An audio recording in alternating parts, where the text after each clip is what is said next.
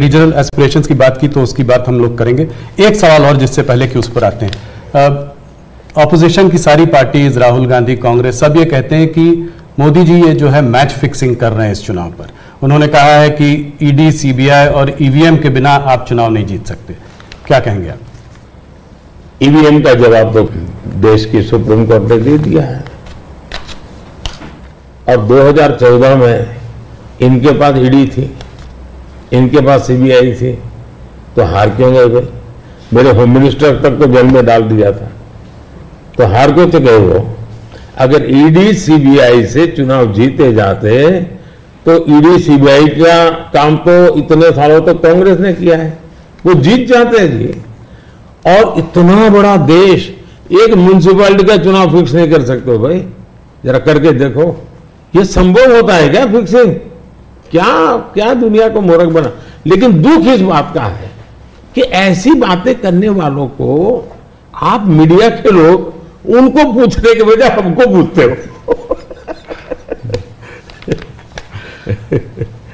मोदी जी थोड़ा सा, लेकिन इसमें एक बात चौकस है जी, मैं मानता हूं पिछले कई दिनों से इंडिया अलायंस के लोग इतने निराश हो चुके, इतने निराश हो चुके हैं कि अभी उनको बहाने ढूंढना बहुत जरूरी बन गया है, क्योंकि पराजय के बाद भी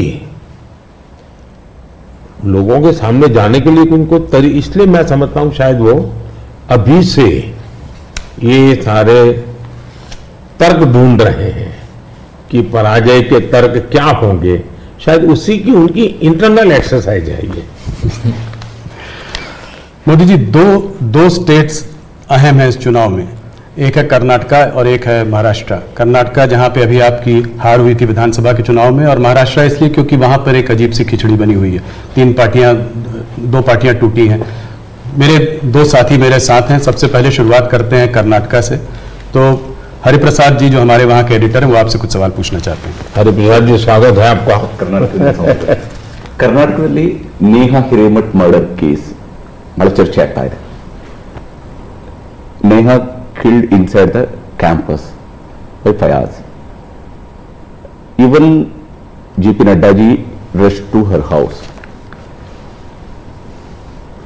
आप क्या सोच रहे हैं, ये अभी ये फोकस शिफ्ट हो रहा है क्या? कर्नाटक का चुनाव का फोकस ऐसे इश्यूज को शिफ्ट हो रहा है?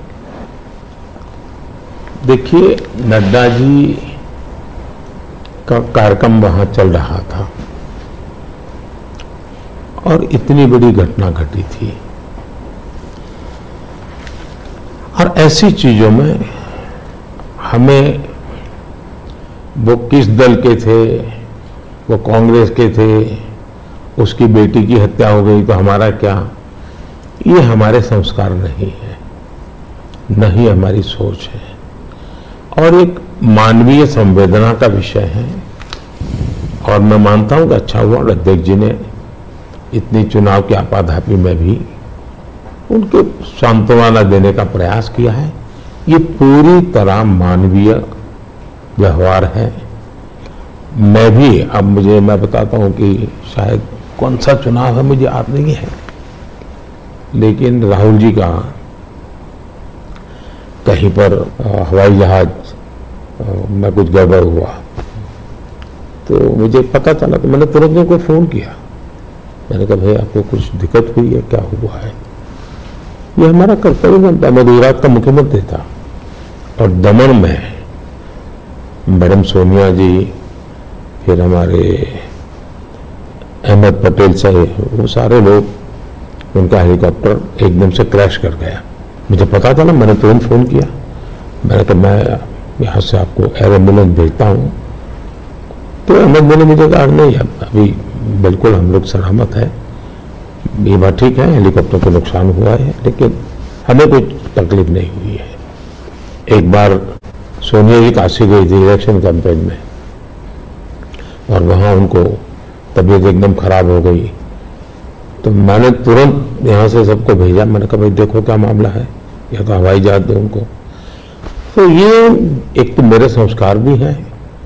अब मैं मानता हूं कि ये राजनीति से परे होते हैं चीजें, तो मेरे लिए किसी भी परिवार में आपत्ति आ जाए, ये हमारा राजनीति से ऊपर उठ करके ही व्यवहार होना चाहिए जी।